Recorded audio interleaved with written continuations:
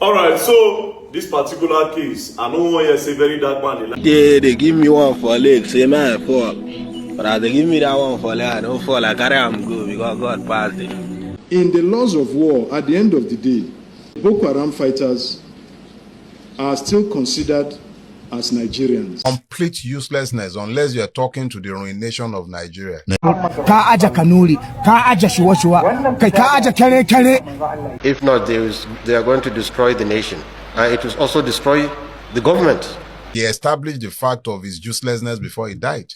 Hold on.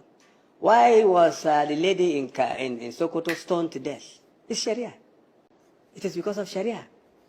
So, if you are in Kanu, even if you are an Igbo man or whoever, and you want to trade your beer, you go and smash it.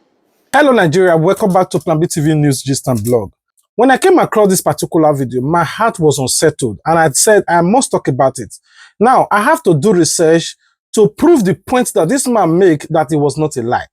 Now, before we get to the whole gist, I want to begin from this guy video. When I watched this particular interview, it grieves me to let you know that no matter how they try to paint the narrative, Nigerians are being marginalized by the Northerners. And the Fulani Herdsmen that are ruling Nigeria, that occupy all the political positions in federal authorities, are the ones that want to make sure they dismantle the rest Nigerians. Now, to prove my points right, I want you guys to watch this particular video. We'll be right back. There was evidence. Because people insurgents who were killed, their telephones were probed, and they were in contact with security officers while they were operating. That is to show we have accomplices within the security forces. And that is why when people are being attacked, some instruction will come from above, whoever it would be, to ensure that these people receive the worst kind of treatment before the security forces would come. The people who are sponsoring insurgency in Nigeria didn't just wake up and then became insurgents or started to sponsor insurgency. It started and grew till when we got Sharia into our constitution. According to Sharia, Muslims will have to be the lords. You will have to submit. I will have to submit. Muslims who don't believe in that violence have to submit. There are rules. So since Sharia came in, insurgency in real time came in because they have the right under Sharia to convert the unbeliever. Sorry to interrupt you, sir. Sorry to interrupt you. Pardon me. The aspect of Sharia, the Constitution allows, correct me if I'm wrong, it is in the cases of inheritance, marriage, marital issues, disputes. Those were the penal court thing which Sardauna had. Yes. The Sharia today. Yes. Why was Leah Sharibu taken out of so many girls? That's Hold on. Why was the lady in Sokoto stoned to death? It's Sharia. So there are so many things that have happened which we can refer to, which are Sharia compliant issues. Many things have happened. Why do we have a parallel policing in Kanu? It is because of Sharia. So, if you are in Kanu, even if you are an Igbo man or whoever, and you want to trade your beer, you go and smash it. If you are lucky to go away alive. That is Sharia. So, sir, anybody who deceives you and said the penal code which we had, which the Sardauna accepted as a means of accommodating the middle belters then because of the Willings Commission requirement, is not what we have today. What we have today, adopted by the 12 local government, states in the north, is the true Sharia.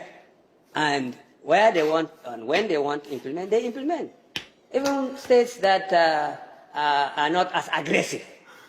Not long ago, was it about 2 years ago, my governor in Borno went to and said any hotel that they think was a brochure, quote unquote, how do you qualify a place?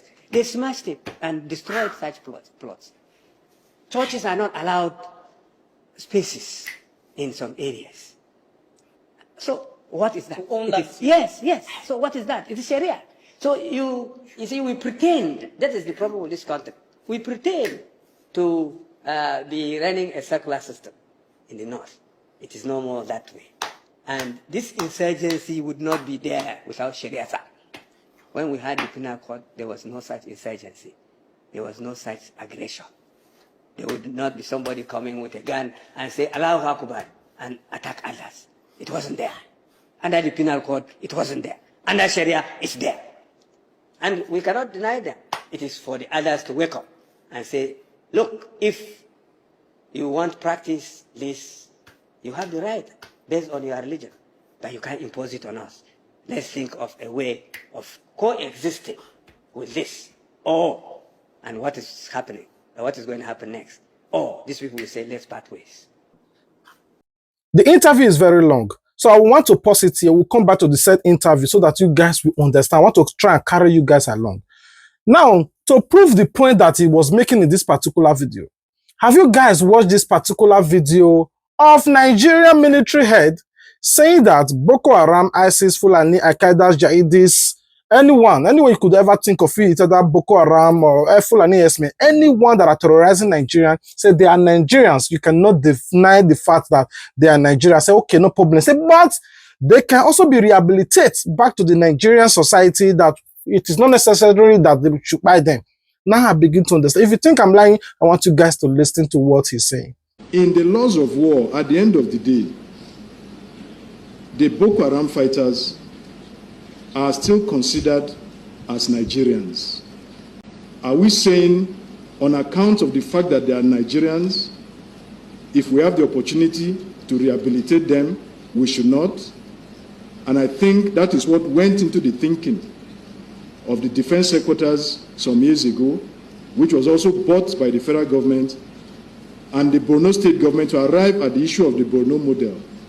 So we take your observation seriously, and I can assure you that that review will be done, and you will hear. In this particular video, if you are a fancy of Fulani Herdsmen or the terrorism that is going on in Nigeria, you might not see error in it because you believe in Sharia law. You believe that all Muslims are supposed to make heavens, you know, the Christians are infidel, or if you are a pagan, you are supposed to buy, we are supposed to leave Nigeria for the Muslim only. Okay, now I get it. Now I want you guys to watch, after I make this particular video, what the ISWAP and ISIS did in Borno.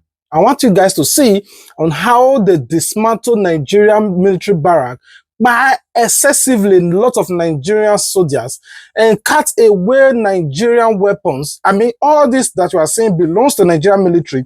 They took them all away. This is weapons that worth billions of naira, and it's gone. And these SL military people will sit tell you, because they are beneficiary of all of this, definitely these people cut those things away, and they may sold it or use it to terrorize the country, abduct a lot of people, they make money from it. The head always benefits. They are owning estate now. Their salary is not up to 500 or 1 million naira, but all those military heads have estate. Now, I want you guys to watch a narrative from an eyewitness from the military that was on ground, what he said that happened on that said day. I want you guys to watch it. I'm gonna see you, no be small thing. These boys, they really plan us well. Now, confirm this lodge, they come, they dislodge our headquarters. They burn everywhere. They nakana. We nakana them. Them collect, we collect. So they give me one for leg, say man fall. But as they give me that one for leg, I don't fall. I carry am go because God passed it. See what happen like this, man no fit up. See what happen when I pray for us, pray for soldiers, so we they notice. God will see us through, inshallah. Now, while you are trying to also focus your energy on Nigerian military only, that they are perpetrators of all those Fulani Herdsmen or the insecurity, the whole thing is touching every Nigerian security agency. This is director of NADAC, Professor Christiana Ayadele. I want you guys to listen to what he says. Say everything that's going on in Nigeria, all this Fulani bombing everywhere, all those Al-Qaeda's, Jihadis, all those terrorists that are doing all those things, kidnapping people for ransom. So do you know the cause of it is alcohol? Now alcohol, once they take alcohol, that's why they are doing it. It's not because of Sharia. It's not because of Muslim against Christians. No. Now alcohol. And I want you guys to listen to what a professor said. We'll be right back. It increases risk of depression, anxiety, and low self-esteem. Addiction. Alcohol is an addictive substance. Youth who begin drinking before age 15, the minors and underage in our study, are 41% more likely to become dependent on alcohol. And this study also shows that they graduate to start taking cocaine and other narcotics. Behavioral consequences. Violence is a major factor. Alcohol drinking in youth, major factor in youth suicides, homicides, and motor vehicle crashes or accidents. Risky behavior is strongly linked to unprotected sexual activity, unwanted pregnancies, and sexually transmitted diseases. Academic problems. Professor Adeyele said that, oh, it is because of alcohol and weed. That is because they are not directly hit or affected with all of those things that is going on in Nigeria. If they are directly affected, I don't think she will use the same word. Imagine her son go to school, he didn't come back. The next thing she heard that they are in the Fulani camp, oh, she paid ransom and they still execute her child. I don't think she will come and blame it on alcohol. Because of all those people that are beneficiary of all those things, they always want to look for a better way to suit or sugarcoat the whole thing that is before Nigeria.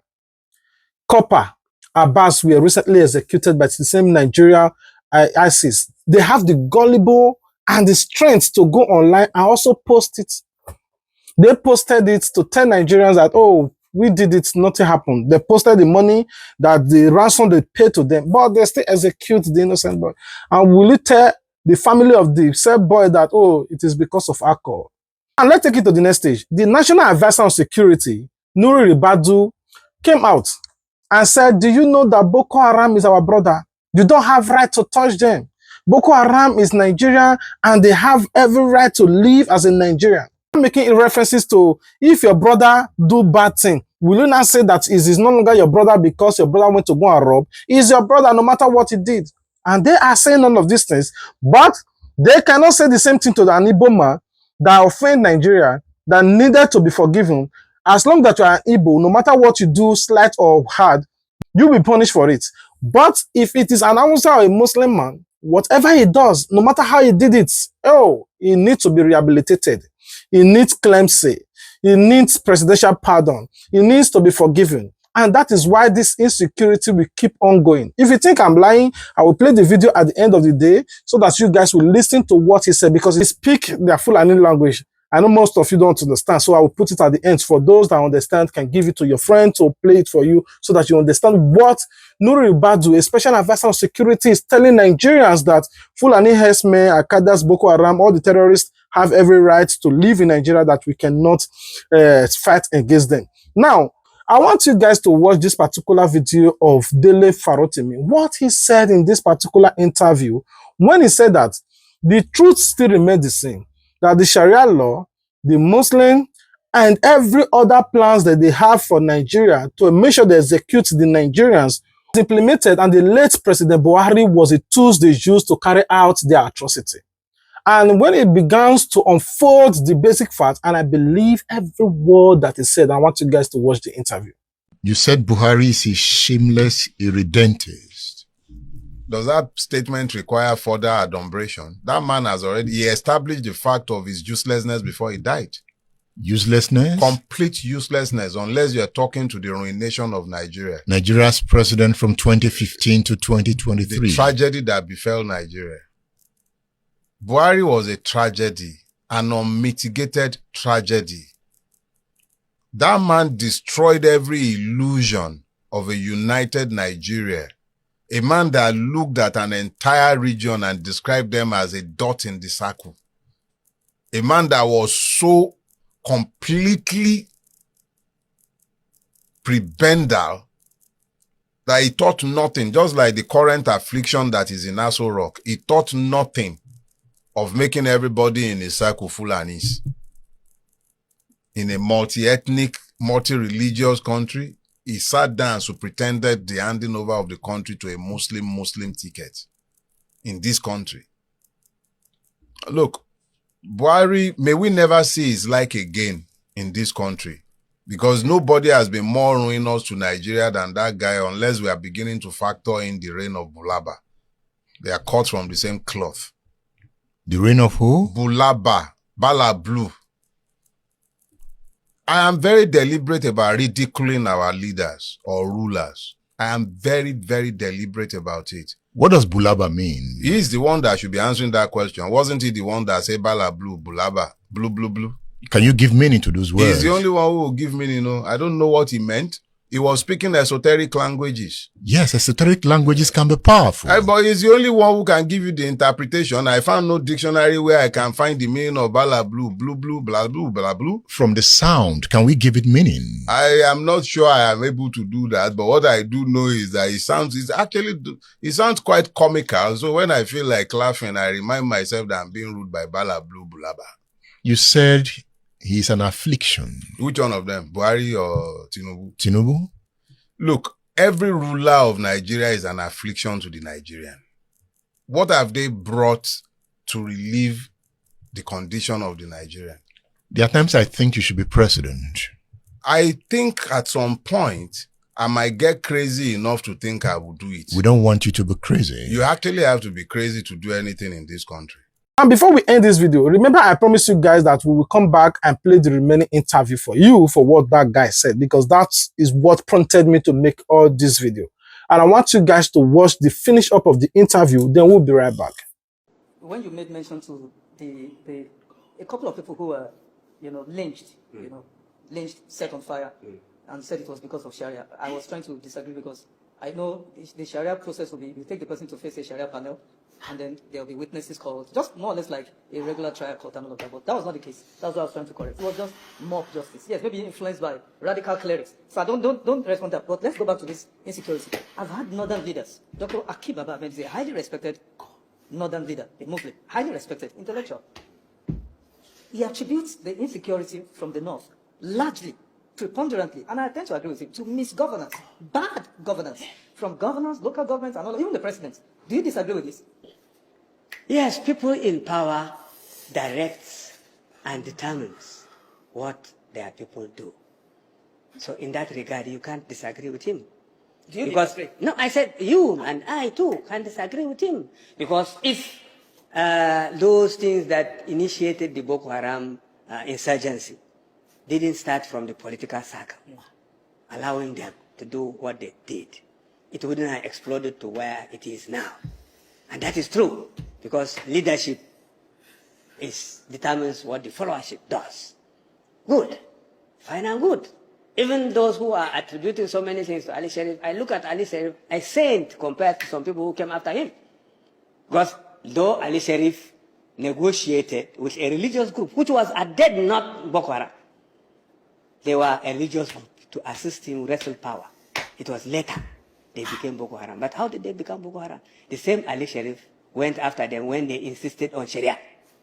He didn't want to be Sharia compliant at the time. So to that extent, I tell some people, I don't see Ali Sharif as Malimadu Sharif as the man who started this thing. Yes, he negotiated with these people to assist him to wrestle power, which they did. But he refused to implement Sharia. All the same, he had his own militant group, but nearly all governors also have theirs to ensure that they win election. So, sir, without the constitutional backing which we had in 1999 Constitution, many of these governors in the north will not declare Sharia. That is the truth. Because they believe now with Sharia, rather than the penal code in the Constitution, they can declare Sharia in their states, and there's nothing you can do about it. You can go to court, they will tell you Sharia is in the Constitution, and they have the right to practice their religion. Those then who went further to say, yes, in this system, we are allowed to persecute those who don't adhere to Islamic norms, and Christians don't. These things wouldn't be there, sir. So let's be plain and straight. We have reached a stage in this country where you cannot stop these people from practicing their religion. And it has been started in the Constitution. Sharia is there in the Constitution. 73 mentions. You can go and cross-check. There's no mention of Christianity or anything to say that you exist in the first place in the Constitution. None. You can go check people who have gone through the Constitution. So the issue is, how do we navigate away from this source of problem? Because it is already there. It is in the Constitution. And governors who have introduced Sharia, Hizbah, etc., will say that Sharia is in the Constitution and you cannot do anything about it because they are Nigerians. How do we navigate out of that? That is the question. I'm sure our viewers will struggle, especially northern Muslims, will struggle to agree with you. Because I'll go back to the issue of bad governance, failure of leadership, according to Dr. Akim Baba Ahmed, according to pretty much everybody I've sat with. And I've been on this for years now. Sir, 20 million plus children out of school on the streets. You see them everywhere in the north. Children of school-going age on the streets. Yes. Those are the ready supply, the recruitment source for all these bandits, terrorists, kidnappers, insurgents, name it. Do you agree, sir? I agree. There's no primary health care in anywhere, any villages, no primary health care in almost all the places. Look at primary schools. So poverty, sir, look at poverty. Poverty in the north is like 10 times worse than the rest of Nigeria. I could go on, reading out these horrific statistics. So I go back to it. Is it fair to just narrow down on the issue of Sharia as the lone causative factor for all these problems? Thank you. The practice of taking children, handing them over to malams or to these mullahs to train, to travel rather than taking them to school. Listen, to travel with them, blah, blah, is still part of the religious practice. You don't go to my village, you will not see a beggar on the street with a ball in his hand. It's shameful in my tradition to even have someone who is physically challenged, whether even mentally, to see him on the street begging. Because in my tradition, it's a taboo. You keep your weak and feed them till they die. So, it is the practice in northern Muslim areas, and it is as mentioned, and as we agreed, that yes, bad governance has something to do about it. However, let me put it to you. The politicians depend on these clerics for support. They support a person to become a governor. When they get to the seat, how many of them have the balls to now say, you cannot carry children around and travel with them begging here and then? How many of them? So in that respect, we'll say, yes, bad governance. Then another thing, people are producing children who they cannot support. You and if, I don't know whether you are Christian or Muslim, you are confined to have one wife. And how many children you can take care of? In Islam, you can have up to 4 wives. According to the rule, if you can take care of them equitably. Nobody cares about equitably. Produce children, you cannot take care of them, hand them over to the malam, and the malam travels out. They learn menial works, go around Abuja, who are the nail cutters? Who are the cobblers? It's all this kind of children. Many of them have gone to school, many of them have not. Now, an alternative education has not been provided. Jonathan tried to establish Al-Majiri system schools. Go to those schools. Are they being occupied by Al-Majiris? You will find out Al-Majiris are not there. So, sir, it is not just government. Jonathan tried, but the system resisted. The system resisted.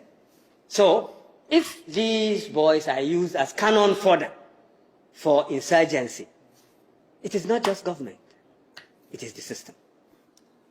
Dr. Bistrus, let's make progress. We all witnessed the horrific atrocities in Mangu local government, Boko's local government, Bakinladi local government, where entire villages or communities were wiped out in what many have described as genocidal, including yourself. Yes. Yet, we have evidence that those villagers alerted security forces that this was coming, these people are coming. That's correct. And yet, security forces, conveniently did not show up before, and while those atrocities were being perpetrated, they didn't show up until after the entire place was decimated. Then they showed. What's going on, sir? How do you explain this? There's complicity within the security forces. Simple. No, I mean, nothing other than that. You see, the people who sponsors and who sponsored this thing when it started know where they were, the level things have reached, to the extent that they can do something and even protect the aggressors When General T.Y. said that they are colluding, you remember that prop, there was evidence. Because insurgents who were killed, their telephones were probed, and they were in contact with security officers while they were operating. That is to show we have accomplices within the security forces. And that is why when people are being attacked, some instruction will come from above, whoever it would be, to ensure that these people receive the worst kind of treatment before the security forces would come. That is one. Two, even after the attack, while lamenting, rather than coming to assist in some cases, we have lots of records, the security forces would come if any of their children decides to even fight back, they will be arrested. That is, the victim is now being victimized. This has happened over and over again. So the issue is, the system is already rotten. And thank God, the present government, having received the pressure from the US, has allowed the Americans to assist and collaborate with our government to ensure that this thing is halted.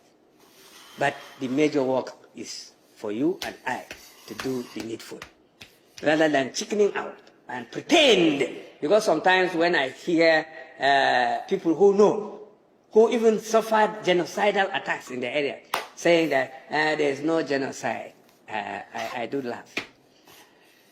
There's genocidal attacks on Christian communities to displace them. In the Northwest, there's genocidal attack against Muslim houses, indigenous houses. The jihad of which started in 1804, took over power. That is traditional institutions. But the land remained in the hands of the Hausas. Today, the Hausas are also being killed and dispossessed of their land. So it has become multifaceted, but all the same. You look at the history, whether at how Islam started, it is the same trend, sir. It has not changed. So with Sharia, whether we like it or not, that's what will continue to happen, unless it is crushed. Negotiation will not work. Anybody who say non-kinetic, that is the funny terminology I've heard. Somebody who think that, one, if he kills, and if he dies trying to kill for his faith, he's going above to meet some beautiful facilities beyond what he gets here. It's here, it's in the mind. You can't change him through some non-kinetic something. He is out there to either kill or be killed. If somebody would voluntarily go and blow himself up just because he feels he's going to be rewarded, how do you solve the problem through some non-kinetic approach? So the issue is, this thing will not stop unless it is crushed. Do you know that this Fulani Herdsmen, like what this man is saying, that Donald Trump tweeted and said that Sharia law must be annihilated from Nigeria, must be banned, must be removed, must be cancelled. But this Fulani Herdsmen came out and said, oh, how dare Donald Trump said that they should remove Sharia law, and the Christians are supporting it. Sharia law is for them and is come to stay. You cannot separate Sharia law from Muslim, and you cannot separate Muslim from Sharia law. Then you ask, what is Sharia law? Sharia law simply means if you are not a believer of the Muslim, you will be executed. They might not tell you this. They might not tell you that that's what it meant. They will only tell you, oh, it's a certain law that governs or that controls their religion so that they will not be drinking, they will not do a certain thing. But the basic goal of that Sharia law is to fight against the Christian and the infidel. In the details of that Sharia law. But the lay Muslims that are well educated, the ones that are frontline, that don't really know what's going on, will always defend a basic fact that they give to these people. They give, it's just like somebody tell you that, oh, politics is established, to coordinate a society, to implement laws, and to develop, and to do all sorts of things that are better. That's what they will let you know. But deep down, once you are in, you will not know politics is evil, that is for the rich, to make the rich richer and to make the poor poorer. They are there, they don't do anything. They make laws to protect them and law to punish the poor. But that's what I believe that politics is all about. And every other Nigerian that are reasonable believe that that's the same politics in Nigeria or across the world. Basically, is to protect the rich. Now, I'm going to rest this video here. And I will ask you guys a simple question. What are your take in this video that you watched? What do you think that the Nigerian security agencies are doing to ensure that this insecurity is stopped? Remember that they are painting a narrative that Nigeria is as peaceful as any other country in the world using Reno Monkri and Daniel Boala. Aside that, you see how Nigerian soldiers are being fired in recent, only this year alone, more than hundreds of soldiers have been executed under this 2026 that we are. We are just in 3 months. Not just that, a lot of Nigerians are being kidnapped. Recently, I heard that your president paid how many millions of dollars to Fulani, to the Boko Haram to secure the release of those that they kidnapped. So it's painful that the president is pretending that he's working, but deep down, he's not working. Do you know that before this military guy that came out to speak all those things that he said, Boko Haram have every right to live in Nigeria, that they don't have rights to stop every state governor for negotiating with Boko Haram, for paying them, for paying ransom, for heading them. That's when Nigerians start calling the new chief of defense staff out and insulting and calling him all kinds of names. That is a Fulani or terrorist sympathizer. Now, I want you guys to watch. Very briefly, the thing is that Nigeria is a federating unit. So the states have a right and the powers to take every action that will secure their states. However, I can tell you confidently that they will not be able to do that without the authorization of the Office of the National Security Advisor. For us in the armed forces, any federal government policy, we are in line with it. And I'm sure that's why you saw our troops also supervising those peace deals. So if the governor of the state has decided that that's what he wants to do, of course, based on his own assessment of the security situation in the state, we'll always support him. Anyway, I will rest my case here. I love you guys. God love you more. If you love us, the only way you can show your support to us is to like this video, comment. Especially, I want to hear from you. What are your take about all of these people, the boss, all the guys in security agencies, what they are doing with their power, what they are doing. Even the new Nigeria IG, just recently. Anyway, we'll make a separate videos about that one. What it talks about Nigerians that are protesting, the Fulani Herdsmen, the terrorists that are protesting that they buy Iran president. What your new IG is saying. The new IG is unconcerned about that now. Anyway, we'll talk about it. But I want you guys to watch Nuru Ribadu video at the end of this video so that you heard everything speaking answer for those of you that understand. So that you know that a whole national security advisor is telling Nigerians that Fulani have rights. Boko Haram and Iswap Yakadas, they have right to live in Nigeria. That is painful anyway. But I rest my case. Peace out. Ana kokari a samu fahimta a tsayar da wannan abu. Samu fahimta kamar tattauna kake nufi ko sulhuntawa haka da su yan ta'adda. Yanzu a gida idan dan uwanka wanda yake gida guda wani abu ya zo ya faru da shi zaka ce wai ba dan uwanka bane? Ba ya da kai iya. Idan an ce hannunka ya kama ciwo zaka yanka shi ne? Ko ba yadda za a yi kaki kaso duka gida in wajen uwa ne. Akwai dewa waɗanda suke neman zaman lafiya. Akwai dewa waɗanda suke so a bar wannan abubuwan ne. Ya kamata mu fahimta akan cewa ba yaƙi muke da wata ƙasa ba, ba wasu mutane daga waje bane muke, abu ne masifa da ta zo mana gida. To idan Allah ya taimake mu za a samu fahimta. Abinda da dan uwa yake fada da dan uwa, Allah zai kawo fahimta akan cewa ya ce a'a bai yi ba daidai bane a bari. Kuma alhamdulillah ana samu. Yanzu wasu hana ku shiga kasar su. To abinda muke so ku gane, shine wannan takalar fada da America take kokarin yi ga musulman Najeriya. Ku arnan Najeriya ku ne America take kokarin sawa a bala'i. Domin idan fada ya kaure tsakanin musulman Najeriya da arnan Najeriya kan abin da ya shafi mutuncin annabi, babu arne ɗaya ɗan Amerika wanda rayuwarsa za ta salwanta domin ba su.